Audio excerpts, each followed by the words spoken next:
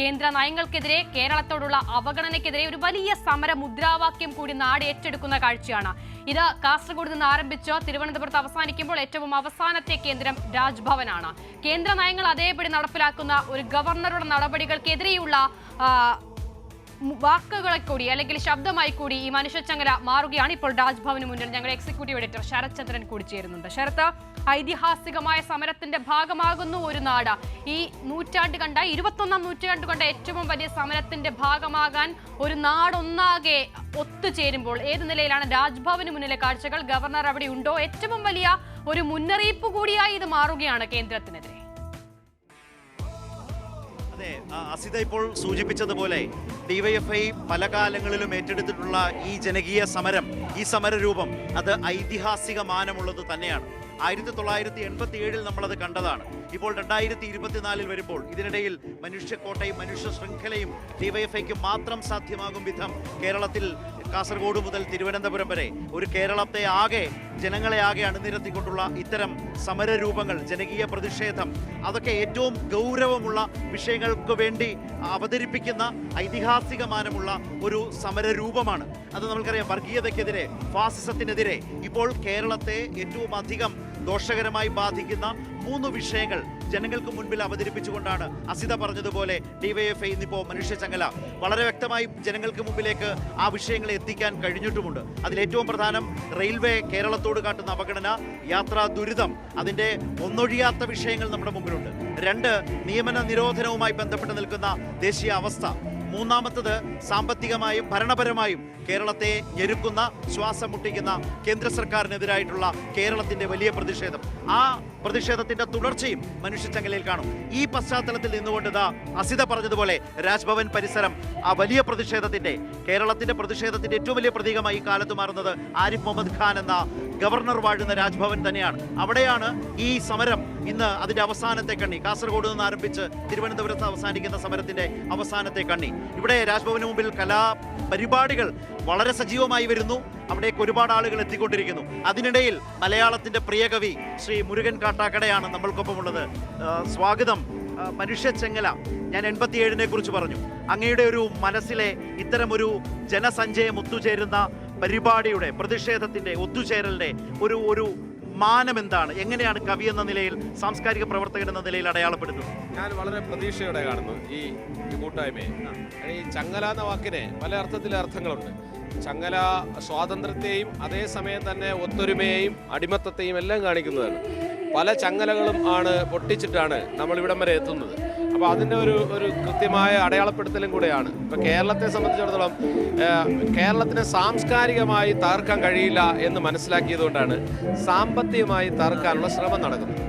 അപ്പോൾ സാംസ്കാരികമായ എല്ലാ ശ്രമങ്ങളും പരാജയപ്പെട്ടപ്പോഴാണ് ഫാസിസം സാമ്പത്തികമായി ഞെരുക്കിയാൽ കേരളം, അതൊന്നും സാധാരണ കേരളം എന്ന് പറയുന്ന ഒരു കുറച്ച് കൊള്ളാവുന്ന ഒരു സൊസൈറ്റി ആയതുകൊണ്ട്, ഇത്തരം കാര്യങ്ങളെക്കുറിച്ച് കുറച്ച് മുൻകൂട്ടി ചിന്തിക്കുന്നവരായതുകൊണ്ട് അതൊന്നും പ്രശ്നമല്ല. എന്നാലും സമൂഹത്തെ ഇത്തരം കാര്യങ്ങളിൽ ഉണർത്തി നിർത്താൻ ഡിവൈഎഫ്ഐ നടത്തുന്ന അതിഗംഭീരമായ ഒരു സാംസ്കാരിക പ്രവർത്തനത്തിൻ്റെ ഭാഗമായിട്ടാണ് ഞാൻ ഈ മനുഷ്യച്ചങ്ങലയെ കാണുന്നത്. തീർച്ചയായും ഇതിൽ അടയാളപ്പെടുത്തപ്പെടുന്നത് കേരളം എന്താണ് എന്ന് ഭാരതത്തെ തിരിച്ചറിയിക്കുവാനാണ്.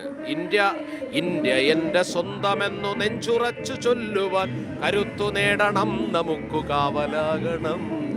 ഇന്ത്യ എൻ്റെ സ്വന്തം എന്ന് പറയാൻ പറ്റാത്ത സാഹചര്യത്തിലേക്ക് പൊയ്ക്കൊണ്ടിരിക്കുന്നൊരു കാലത്ത് നമ്മൾ ഉണർന്നിരിക്കുന്നുണ്ടെന്ന് ആരെങ്കിലും അറിയിക്കേണ്ടതുണ്ടെങ്കിൽ ആ അറിയിപ്പാണ് ഡിവൈഎഫ്ഐയുടെ ഈ മനുഷ്യച്ചങ്ങല. ഇതിൽ പറയുന്ന വ്യവസ്ഥകൾ, കാര്യങ്ങളെല്ലാം തികച്ചും സാമ്പത്തികമായി നമ്മളെ വേദനിപ്പിക്കുന്ന കാര്യങ്ങളാണ്. പക്ഷേ എല്ലാ സാമ്പത്തിക ഞെരുക്കങ്ങൾക്കും മുകളിൽ ഉപരി നമ്മുടെ ഒരു സ്വത്വമുണ്ട്. ആ സ്വത്വത്തിൽ അടിയുറച്ചുകൊണ്ട് ശ്രീനാരായണ ഗുരുദേവൻ നമുക്ക് തന്ന ഒരു സ്വത്വമുണ്ട്. ആ സ്വത്വമാണല്ലോ മുന്നോട്ട് പോകേണ്ടത്. തീർച്ചയായും അങ്ങനെയുള്ള ഓർമ്മപ്പെടുത്തലുകളുടെ ഒരു അടയാളപ്പെടുത്തലായിട്ടാണ് ഞാൻ ഈ ചങ്ങലയുടെ ഭാഗമാകുന്നത്. ഈ ചങ്ങലയുടെ ഭാഗമാകുമ്പോൾ ഏറ്റവും അധികം ആവർത്തിച്ച് പാടേണ്ടതാണ്, പറയേണ്ടതാണ്, ആലപിക്കേണ്ടതാണെന്ന് തോന്നുന്ന കവിയുടെ വരികൾ ഏതാവും? 100 വർണ്ണമുള്ള 100 പൂവുകൾ നിറഞ്ഞ പൂവനമാണ് ഇന്ത്യ എന്ന നേര് ചൂണ്ടണം. അതാണ് 100 വർണ്ണമുള്ള 100 പൂവുകൾ നിറഞ്ഞ പൂവനമാണ് ഇന്ത്യ എന്ന നേര് ചൂണ്ടണം. വിത്തു തിന്നു വിളവു തിന്നൊരൊറ്റ മരം മാത്രമുള്ള കെട്ടകാടതാകുവാൻ വിടില്ല നമ്മളിൻ്റെയേ. അതായത് നമ്മുടെ റബ്ബർ കാടുകൾ നമ്മൾ കണ്ടിട്ടില്ല, അത് ഒറ്റ മരയെ കാണും. അതേസമയം മഹാവനം എന്ന് പറയുന്ന വ്യത്യസ്തങ്ങളായ ഭൂമികളിൽ വ്യത്യസ്തമായ രീതികളിൽ പൂത്തു നിൽക്കുന്ന മരമാണ്, അല്ലെങ്കിൽ വനമാണ്. ഈ ഭാരതത്തെ നമുക്ക് അങ്ങനെ വൈവിധ്യ സമ്പൂർണമായ നാനാത്വ സമ്പൂർണമായ ഒരു മഹാവനമായി നിലനിർത്താൻ കഴിയുമോ എന്ന ആശങ്കയും കൂടെ നമ്മൾ ഇതിനകത്ത് പങ്കുവയ്ക്കേണ്ടതുണ്ട്. വിത്ത് തിന്ന് വിളവ് തിന്ന ഒറ്റ മരം മാത്രമുള്ള കെട്ടകാടതാകുവാൻ വിടില്ല നമ്മൾ ഇന്ത്യയെ എന്ന പ്രതിജ്ഞയാണ്.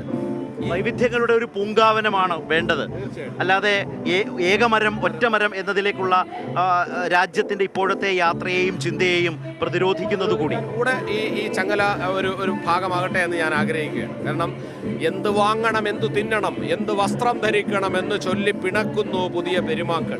അപ്പം നമ്മുടെ നാട് എന്ന് പറഞ്ഞ ഒരു മതേതര നാടാണല്ലോ. പക്ഷെ എന്നിട്ട് പോലും ഒരു ബഹുഭൂരിപക്ഷം വരുന്ന ആളുകൾ എന്ന് ധരിക്കുന്നവർ പറയുകയാണ്, നിങ്ങൾ ഇന്ന ദിവസം എല്ലാവരും 5 തിരിയിട്ട് വിളക്ക് കൊളുത്തണമെന്ന് പറഞ്ഞാലേ 5 തിരിയിട്ട് വിളക്ക് കൊളുത്താൻ താല്പര്യമുള്ളവരുണ്ടാകാം, ഇന്ത്യയിൽ താല്പര്യമില്ലാത്തവരുണ്ടാകാം, അല്ലേ? താല്പര്യമുള്ളവർക്ക് അത് ചെയ്യാം, താല്പര്യമില്ലാത്തവർക്ക് മിണ്ടാതിരിക്കാം.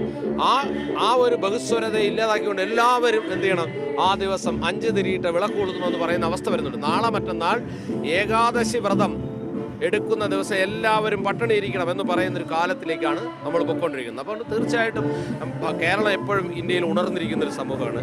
അതുകൊണ്ട് തീർച്ചയായിട്ടും ഇതെല്ലാം അതിൻ്റെ അടയാളപ്പെടുത്തലായിട്ടും കൂടെയാണ് ഞാൻ കാണാൻ ആഗ്രഹിക്കുന്നത്. നന്ദി ശ്രീ മുരുകൻ കാട്ടാക്കട. Thank you. അപ്പോൾ അദ്ദേഹം സൂചിപ്പിച്ചതുപോലെ ഈ കാലത്തിൻ്റെ പ്രശ്നങ്ങളെ, വെല്ലുവിളികളെ തിരിച്ചറിഞ്ഞുകൊണ്ട് അതിനെതിരായ പോരാട്ടമാണ് മനുഷ്യച്ചങ്ങലയിലൂടെ കേരളം തീർക്കുന്നത്. ആ പോരാട്ടത്തിൻ്റെ ഭാഗമാകാൻ എത്തിയപ്പോഴാണ് മലയാള മിഷൻ്റെ ഡയറക്ടർ കൂടിയായിട്ടുള്ള കവി മുരുകൻ കാട്ടാക്കട നമ്മൾക്കൊപ്പം ചേർന്നതും അദ്ദേഹം ഈ കാലത്തെ അടയാളപ്പെടുത്തുന്ന ഈ ആശങ്കകളെ സൂചിപ്പിക്കുന്ന അദ്ദേഹത്തിൻ്റെ പ്രിയ വരികളുമൊക്കെയായി നമ്മളുമായി സംസാരിച്ചത്. അസിത.